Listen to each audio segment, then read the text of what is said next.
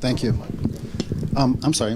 Why are you telling me? Because you can't behave. Excuse me. Don't hit me with the microphone, okay? Not a. Why? Come on. Don't be. God. Okay. You are one of the rudest people I've ever seen. You really are. I am? Yeah, you are, sir. Okay. You are, sir. I would think that carjackers would be the rudest people. Well.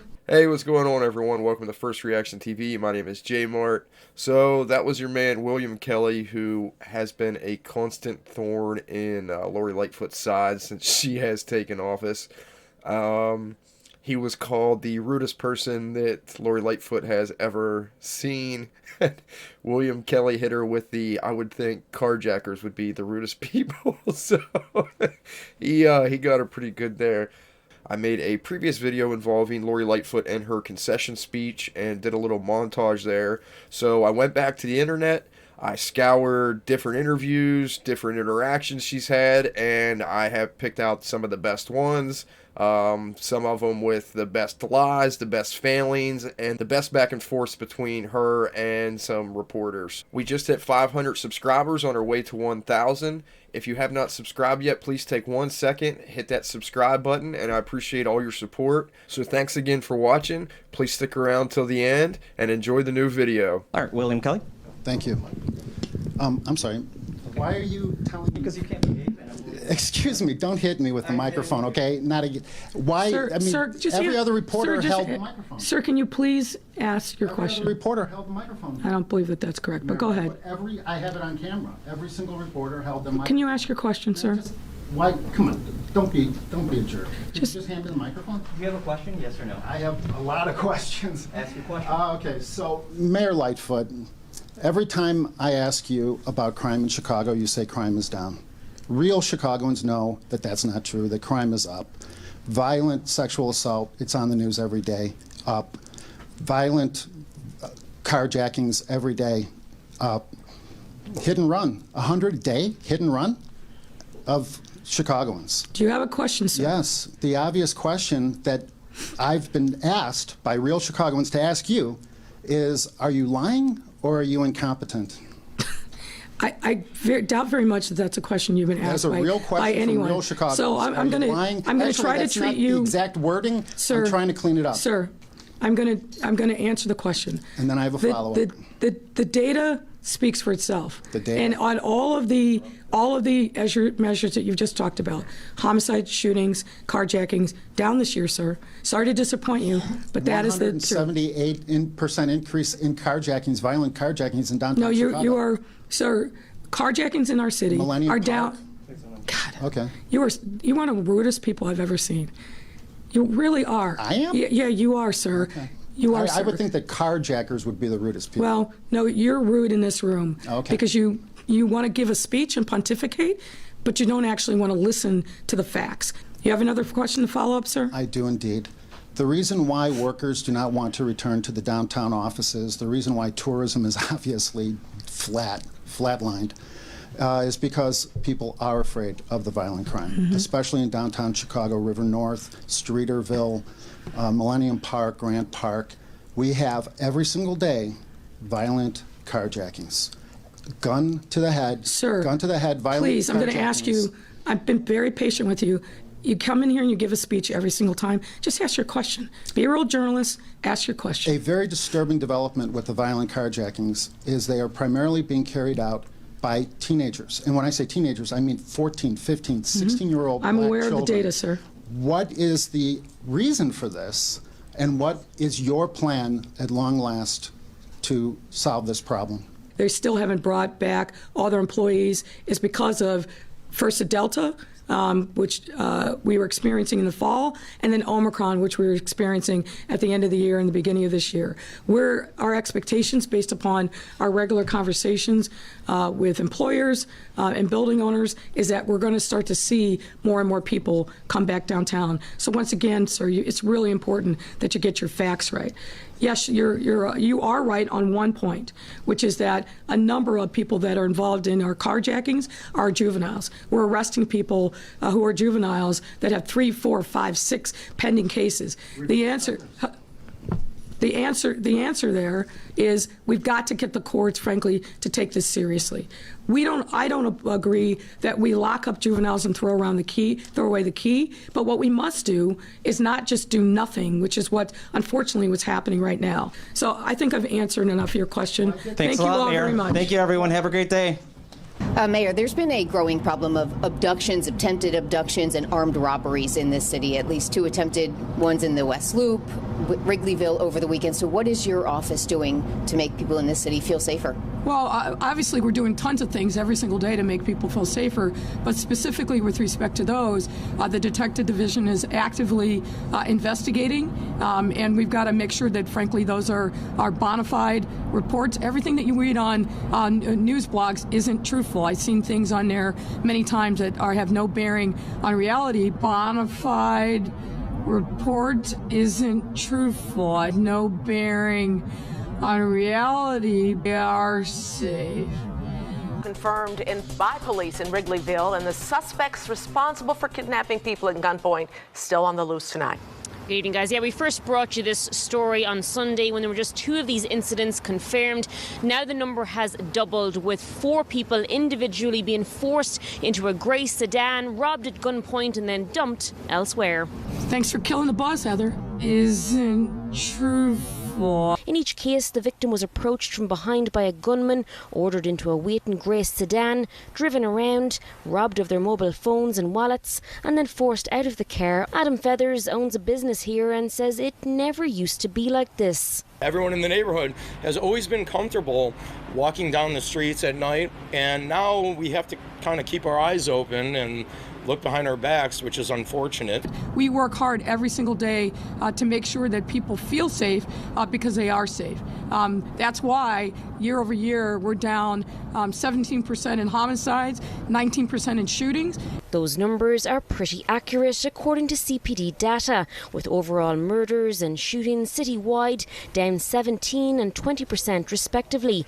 However, if you specifically look at the 19th district where these incidents are happening, murders are up 200%, shootings are unchanged year to year, robberies stand at a 48% increase, and crime overall is up by 2/3 on 2021. But we work hard every single day to make sure that people feel safe because they are safe.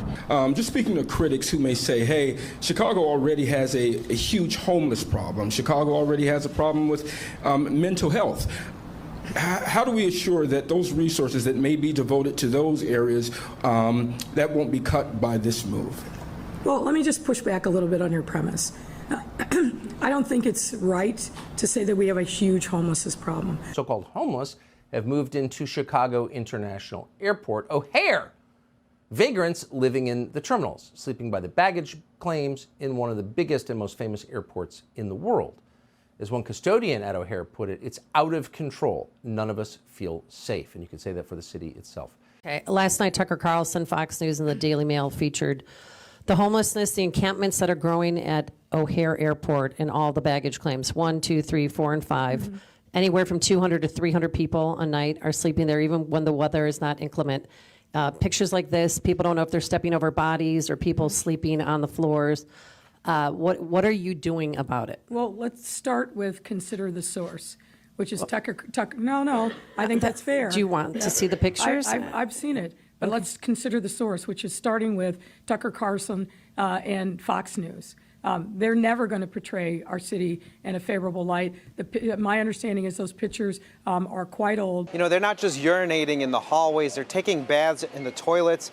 They're making a mockery of what Chicago is here. And we understand that homelessness is a problem we must address, but making O'Hare Airport a homeless shelter for hundreds of people on a daily basis, when we're trying to welcome people here, when we're trying to encourage tourism, bring back the business clientele, bring back families to our city, and to only have them greeted by hundreds of homeless who have mental health issues, may be armed, maybe not even be clothed, that's not something that institutes a lot of confidence in our mayor, in our city, and clearly she doesn't care because she's 17 miles away from it. Well, let's start with consider the source. Do you want to see the pictures? I've seen it, but let's consider the source, which is starting with Tucker Carlson and Fox News. Those pictures are quite old. A janitor shared these photos of piles of clothes in a bathroom here. He also shared photos we can't put on TV that show urine and feces in elevators and hallways. He also told me off camera he has been threatened by a homeless person who had a knife. Well, good afternoon. The mayor says that steps are being taken to address the problem out here. One janitor that I spoke to here this morning says the problem is now out of control. Anyone who's been to O'Hare in recent months surely has come across homeless people sleeping on benches or walking the airport hallways. I don't think it's right to say that we have a huge homelessness problem. And when you think about our economy, there's no place in the country that has a better economic future and present than the city of Chicago. Other corporate giants have made a recent exit, like Citadel, citing crime as a major factor. And reportedly, Aldi and Whole Foods have also closed stores, citing similar concerns. On a smaller scale, just this week, Old Navy closing a prominent location on State Street, creating retail vacancy. You can't find a better example of what progressive, pragmatic leadership looks like in the country than right here. Just impacting large operations, small business owners have been vocal as well. And it's happening, I would say weekly now. Like bakery owner Teresa Ging, seen in this video snatching a woman's purse back from a would-be thief who came into her store and smashed a display. And you look at the vision that we have for the city, you look at the success that we've had, whether it's bringing down violence year over year, 15% down in shootings, almost 20% down in homicides. In her past 4 years in office, murders and theft have increased. Theft on the streets skyrocketing. We are booming, we are open for business, and you don't have to take my word for it. The CEO of the largest fast food chain in the world, McDonald's, has been an outspoken critic. Everywhere I go, I'm confronted by the same question these days. What's going on in Chicago? With restaurants and corporate headquarters in Chicago, he says the rise in crime is scaring employees and hurting recruitment. There's a general sense out there that our city is in crisis. And I think what you're going to see is people saying, the cynic said she couldn't do it, but we see the proof in the pudding. 37 people were shot in Chicago last weekend, including a 6-year-old girl and a 7-year-old boy. The city's violence problem has become political fodder during an election year. In an attempt to change the narrative, Mayor Lori Lightfoot says her administration's efforts to reduce violence are working. The recognition comes from the national organization, the Community Action Fund. The mayor says the program she started a year ago uses what she calls a holistic approach with multiple government agencies to focus on 15 of Chicago's most violent neighborhoods. So it's called the Community Safety Coordination Center. What exactly is this supposed to be addressing, and who is supposed to be addressing what? Well, it's just such a wide-ranging effort. It involves, the general idea is that it coordinates what Lori Lightfoot calls a whole of government approach to stopping violence. But what we found is that just a lot of the work is really pretty sort of small bore stuff to try to, planting trees and addressing 311 complaints and doing marketing around that. Sir, is there a question? There is indeed. What is it? There is Let's indeed. get to it. Let's get Absolutely. to it. A speech is not what you're In fact, supposed you went to to be doing. Texas. Let's get to it. You went to Texas. We are living in a time where people don't respect each other. Will you rescind your violent tweet to call to arms? No, let him talk. The more he talks, the more stupid he sounds. Please continue. Will you rescind your call to arms tweet in the light of the mass shooting in downtown Chicago? So, as stupid as you think that may be. We've lost our empathy for one another. No, sir. I will not stand down. I will not retreat. So you're going to let me speak, sir. You're not going to talk over me. That's not the rules here in this press conference. And if you don't want to abide by those rules, you can take your nonsense someplace else. Because I am about full up with you. Craig Wall, ABC. I'm not finished.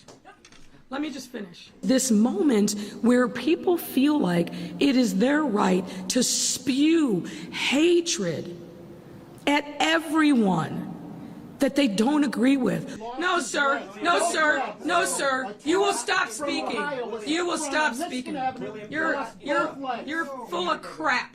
And that's the nicest thing that I can say. I will not let you spoil this moment. And I will not let you, if you do not stop. I think the mayor likes to construe things to put herself as a contender. I think she has serious problems.